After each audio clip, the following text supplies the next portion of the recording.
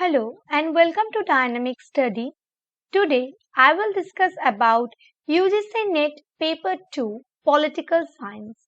और आज हम पॉलिटिकल साइंस के अंदर इंटरनेशनल रिलेशंस में पढ़ेंगे इंडिया चाइना रिलेशंस के बारे में। ये एक बहुत इंपॉर्टेंट टॉपिक है, सिर्फ नेट के लिए नहीं, एमए ग्रेजुएशन से लेकर हायर कोर्सेस तक के लिए। ओके और ये जनरल नॉलेज के लिए भी इम्पोर्टेंट है। तो आज के लेक्चर को स्टार्ट करते हैं। सबसे पहले हम यहाँ पर जो रिलेशंस देखेंगे ईयर बाय ईयर देखेंगे। इससे क्या होगा, आपका जो फाइनल एग्जाम होगा मतलब वहां पर क्रोनोलॉजिकल ऑर्डर से लेकर रिलेटेड जो क्वेश्चंस आएंगे वो आप इजीली सॉल्व कर पाएंगे। ओके इंडिया चाइना जो रिलेशनशिप है वो एस्टेब्लिश्ड हुआ था, डिप्लोमेटिक रिलेशंस 1 अप्रैल 1950 को। इंडिया चाइना का जो रिलेशन वो स्टार्ट हुआ 1950 से। India was the first non-socialist country to establish relations with the People's Republic of China, and catchphrase Hindi चीनी भाई भाई became famous। और उसी साल क्या हुआ कि इंडिया एक ऐसा कंट्री था जो नॉन सोशलिस्ट कंट्री था।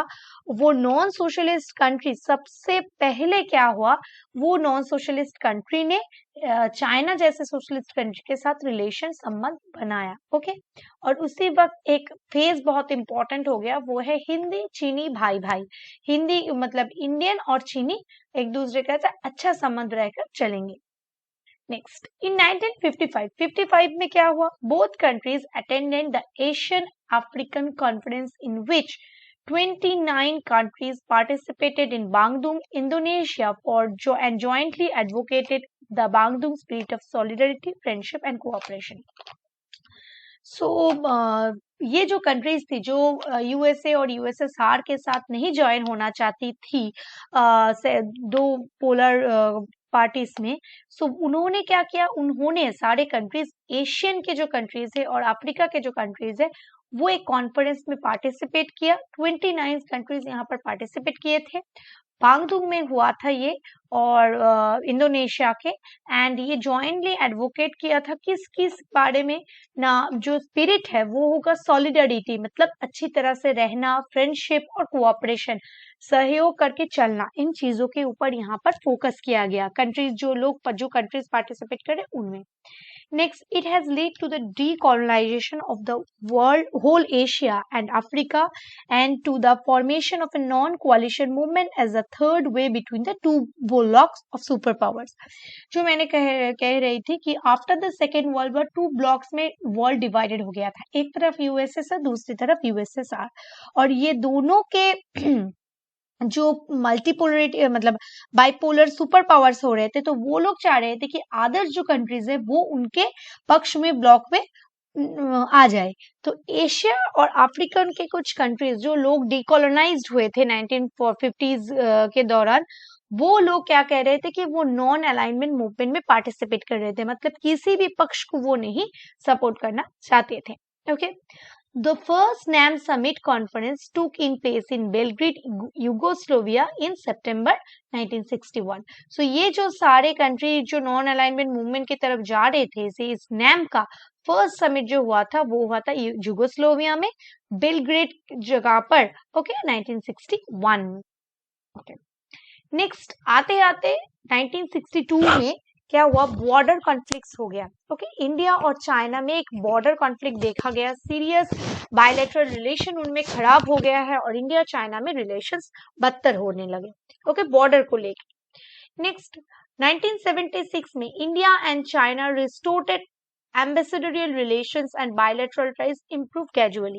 62 के बाद 76 में मतलब इंदिरा गांधी के टाइम क्या हुआ, इंदिरा गांधी के टाइम इंडिया ने और चाइना ने दोनों ही तरफ से एम्बेसडर के द्वारा रिलेशंस को अच्छे करने की कोशिश की, बायलैटरल रिलेशंस वो धीरे धीरे अच्छे होने लगे।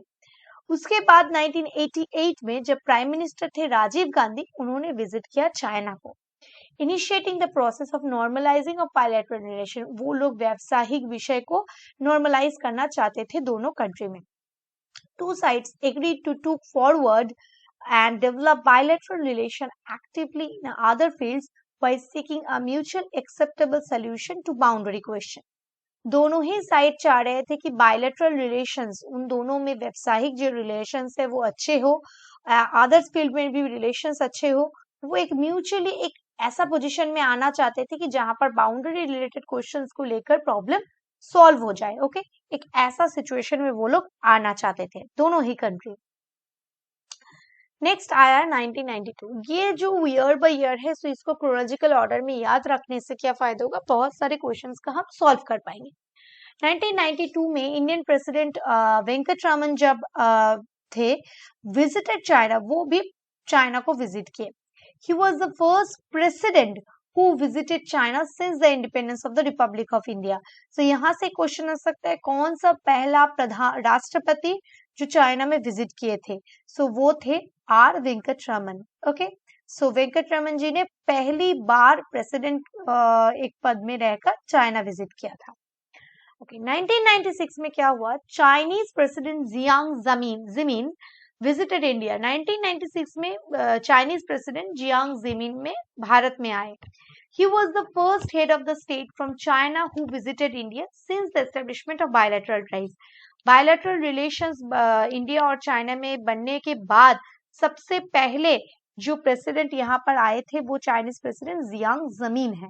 ओके, एग्रीमेंट, तब क्या एग्रीमेंट हुआ, agreement between the government of China and government of India. So इसी साल 1996 में जब वो प्रेसिडेंट यहाँ पर आए तो एक बायलैटरल रिलेशंस एग्रीमेंट हुआ दोनों कंट्रीज में, किसके लिए किस बारे में, on confidence building measures in the military field along the line of actual control in India-China border areas was signed। So उसी वक्त confidence building measures लिए गए military field along with line of actual control को लेकर, एक confidence building measures कुछ military field में decisions लिए गए India-China border को लेकर। ओके, नेक्स्ट 2000 साल में क्या हुआ, Indian president KR Narayanan visited China on the occasion of 50th anniversary of establishment of diplomatic relationship between China and India।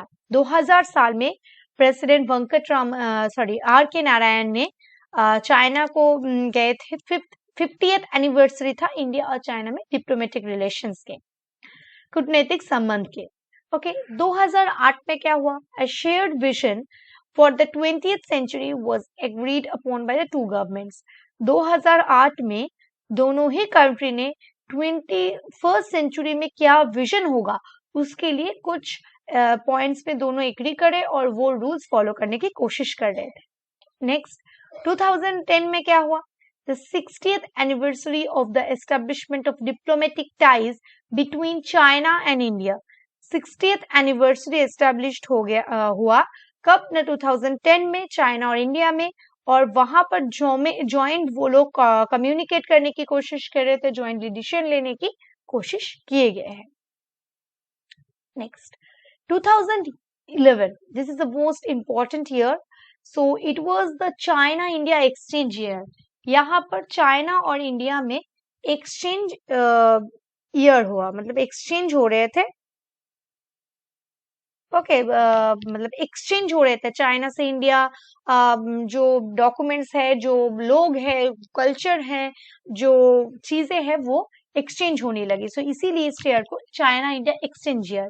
सो यहाँ पर बोथ साइड्स में इंडिया और चाइना से लोग आ रहे थे, कल्चरल एक्सचेंजेज हो रहे थे। पहले क्या था सर, बिजनेस रिलेटेड एक्सचेंज हो रहे थे, लेकिन अभी सिर्फ बिजनेस को नहीं, बहुत सारी चीजों को लेकर एक्सचेंज होने लगे। Both of them signed a memorandum on joint completion for both encyclopedia of India China cultural contacts.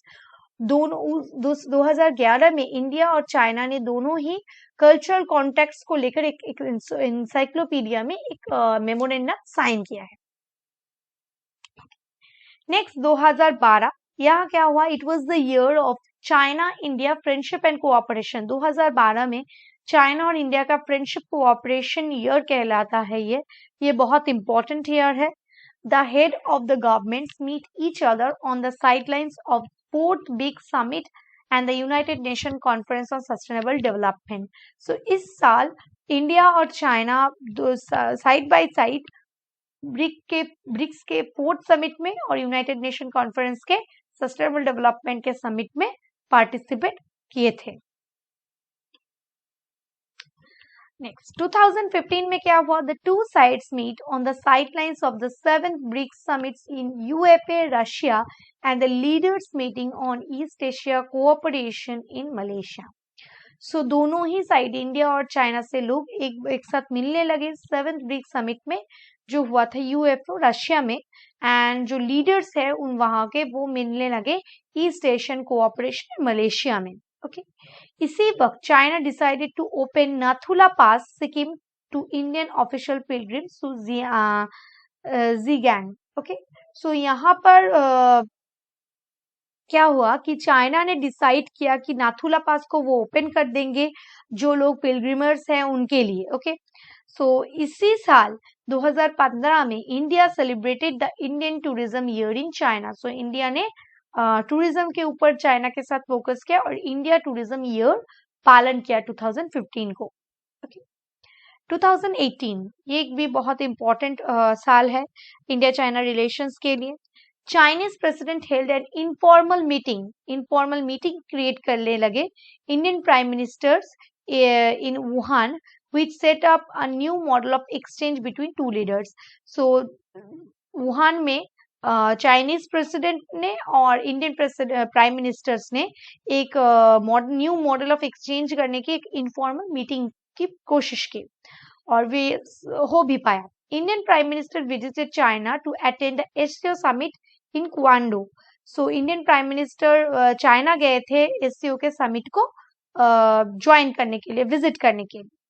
The two leaders meet again on the sidelines of 10th BRICS Summit and the G20 Summit in Buenos Aires. So दोनों ही leaders, China और India के जो leaders हैं वो sidelines उसी साल 2018 में 10th BRICS summit में और G20 समिट में एक साथ मिलने लगे और वो बात करने लगे। ओके, मीटिंग हो रही थी ये। नेक्स्ट 2019 यहाँ पर क्या हुआ? The second informal meeting was held in Mamallapuram. सबसे पहले हमें याद रखना होगा फर्स्ट जो इनफॉर्मल मीटिंग था वो कब अटेंड हुआ? 2018 में वुहान में। और 2019 में क्या हुआ? 2019 में सेकेंड इनफॉर्मल मीटिंग हुआ मालालमपुर चेन्नई इन विच रीअफर्म द वुहान कंसेशन। वहां पर चेन्नई में हुआ था ये, मालालमपुर जगह पर, जहां पर वुहान के जो सम्मति जो पत्र थे वहां उसको रीअफर्म किया, पुनर्सम्मति ज्ञापन किया गया है। Okay, both nations agreed to build a closer partnership for development. दोनों ही नेशन क्या कर रहे थे? क्लोजर पार्टनरशिप फॉर डेवलपमेंट की कोशिश कर रहे थे कि कैसे क्लोज पार्टनरशिप बना सके डेवलपमेंट के लिए। Enhance the in-depth strategies communication, promote mutually beneficial cooperation in various fields and advance exchanges and mutual learning between the two civilization. So both nations, दोनों ही नेशन क्या कर रहे थे? एग्री कर रहे थे एक क्लोजर रिलेशनशिप और पार्टनरशिप बनाने के लिए, इन डेप्थ कम्युनिकेशन करने की कोशिश कर रहे थे, म्यूचुअली कोऑपरेशन की कोशिश कर रहे थे, बहुत सारे फील्ड में एक्सचेंज रेट बहुत ज्यादा हाई हो रहे थे और म्यूचुअल लर्निंग, एक दूसरे कंट्री से कुछ सीखना, ये सारे चीजों और सिविलाइजेशन, दोनों सिविलाइजेशन को एक साथ जुड़ना, इन चीजों के ऊपर यहाँ पर फोकस किया गया है। Okay, it both sides meet on the sidelines of SCO summit in Vishek and 11th BRICS summit. So दोनों ही साइड इधर एक साथ मिलने लगे। ओके, 2020 में क्या हुआ? It marks the year of 70th anniversary हुआ, जहां पर डिप्लोमेटिक रिलेशनशिप बन गया, 70 years of anniversary diplomatic relations India और चाइना का। Okay, it is also India China of culture and people to people exchange. इस साल को भी कल्चर और people to people exchange होने लगे इंडिया और चाइना में, where the two sides agreed to hold 70 celebrity activities to demonstrate the historic connection between the two civilization as well as their growing bilateral relationship. वो बनाने लगे, वो उन दोनों में कंट्रीज में रिलेशनशिप अच्छी करने की कोशिश करने लगे। नेक्स्ट 2021 में क्या हुआ? A year of record trade amid frozen India China ties over Ladakh. Ladakh को लेकर चाइना और इंडिया में एक लड़ाई हुई। According to the last month data from China GSE, India and China bilateral trade total US dollar 114.263 billion, up 46.4% year on the year from January to November 2021. India exports to China reach 26.358 billion, up to 38.5% per year. So ये जो rate था business का वो घटने लगा क्योंकि India और China में लद्दाख को लेकर एक क्राइसिस देखा गया। ओके ओके, नेक्स्ट क्या हुआ? The relations between India and China have worsened. 2022 में ये रिलेशंस और खराब दिख में गया क्योंकि वो the two world powers are facing off against each other along the disputed border in the Himalayan region में। ओके, इसको लिए crisis. So the main crisis is that when India China relations तो खराब है, किस मेन इशू क्या है? Border conflict. China धीरे धीरे धीरे इंडियन बॉर्डर में घुस रहे हैं और इंडियन बॉर्डर को क्या कर रहे हैं? कोलैप्स करने की कोशिश कर रहे हैं, इंडियन बॉर्डर को अपनी तरफ खींचने की कोशिश कर रहे हैं। और एक जो मेन प्रॉब्लम है वो है चाइना सपोर्ट कर रहा है पाकिस्तान को, और इंडिया और पाकिस्तान के जो रिलेशन है, संबंध है, वो अच्छे नहीं है। सो जब पाकिस्तान सपोर्ट कर रहा है, पाकिस्तान को सपोर्ट किया जा रहा है चाइना की तरफ से, सो वो एक प्रॉब्लम का जगह है चाइना और इंडिया में। Okay, so that's why India and China relationships बहुत खराब हो रहे थे। वो रिलेशंस बहुत मतलब बैकवर्ड पोजीशन में जा रहे थे। इसका जो काम है वो बहुत खराब दिख में जा रहा था। सो लद्दाख को लेकर इंडिया और चाइना में प्रॉब्लम होने लगी, और जो मेन प्रॉब्लम थी यहाँ पर वो क्या हुआ? सो जो मेन प्रॉब्लम यहाँ पर हुआ वो था कि इंडिया और चाइना में जो बॉर्डर को लेकर कॉन्फ्लिक्ट वो बढ़ती गई, और इंडिया और चाइना में बिजनेस रिलेटेड प्रॉब्लम्स और बढ़ते गई। Okay, so that's a lecture for today's class. I hope will you understand this lecture? So thank you. Keep on watching and keep on learning.